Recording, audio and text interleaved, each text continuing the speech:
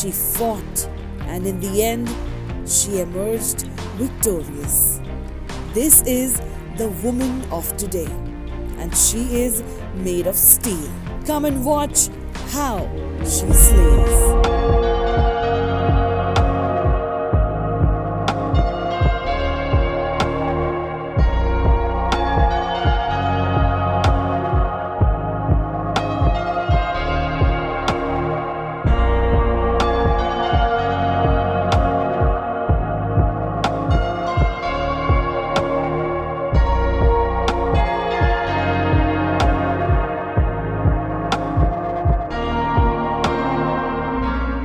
Hi, I'm Deepti and I produce podcasts for HD Smartcast. I'm here to talk about mental health. Now, one of the first few questions that come my way is so, when did your journey with mental health begin? And my answer to such a question is very simple. Bachpan se, you know how physical health exists, your mental health also exists since the time you were born. Just because we tend to ignore our mental health more often than we ignore our physical health does not mean that it's not there.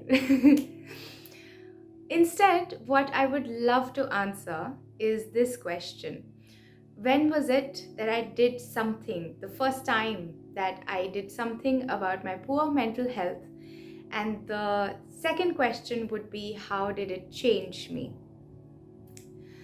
So, it was about a decade ago when I had entered a premium institute for design in India. And I thought, this is it. I will finally fit somewhere. All of my weird, crazy patterns, all of them will make sense because everyone else would also have similar patterns, similar attitudes. Boy, I was wrong. So while my peers were trying their level best to accept me, I think more than anything else, I was trying to understand and accept myself. It took a stranger at a party, random party, to get to talking to me and to suggest the idea of therapy. Regardless, I mean, despite all of that, despite the openness about mental health, despite the openness of having these kind of conversations and getting that kind of privilege to be able to have these kind of conversations in a safe space, it still took me a month to reach, a a psychologist's office. Now, coming to the part, where therapy started changing me. There are a couple of milestones. Of course, I can't talk about the entire 10-year journey, but there are a couple of milestones that, shifted my perspective, my mindset completely. One of them, of course, was to be able to even acknowledge the presence of toxic patterns in my life that unfortunately came in virasat from my loved ones, people I was supposed to trust growing up. And it was very difficult for me to be able to forgive them. It was very difficult for me to be able to forgive them and at the same time keep a safe distance from them until they addressed their own toxic patterns.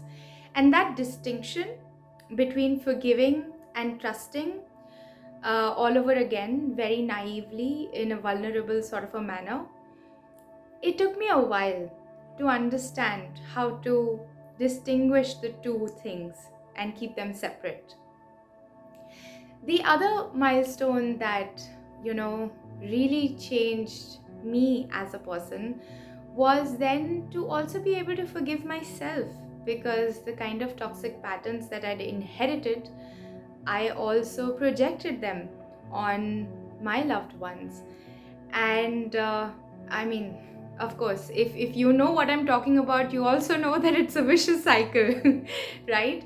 But the only way in which I could stop that vicious cycle was to be able to forgive myself. I think which was tougher than forgiving my loved ones.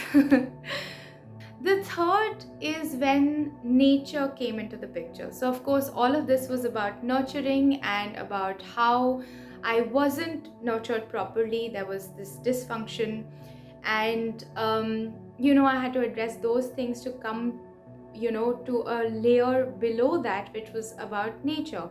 Now, anyone and everyone who suffers from mental health issues or toxic patterns in life or unsafe environments, it doesn't mean that, they end up with a mental health issue.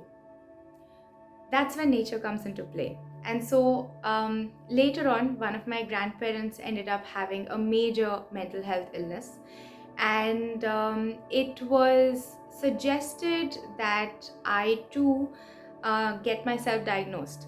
Unfortunately, at that point of time, I was so averse to the idea of getting diagnosed that I didn't even realize whether, the kind of diagnosis that I was getting, was it right, was it wrong, did it even make sense?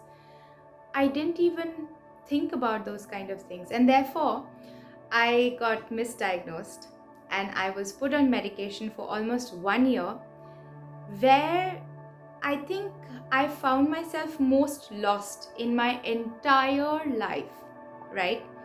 Medication can have brilliant effects on you if you're treated in the right way. And well, the other side of it was, of course, being extremely lost and confused and dazed.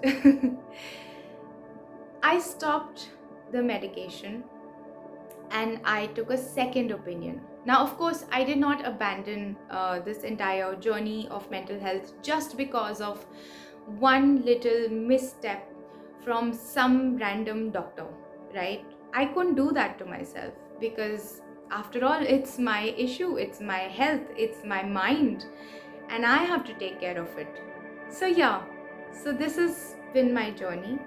My only advice to anyone who sees people around them going through a mental health crisis would be to just offer a listening ear, to just be there, to give them their space, to let them find their own path, their own way.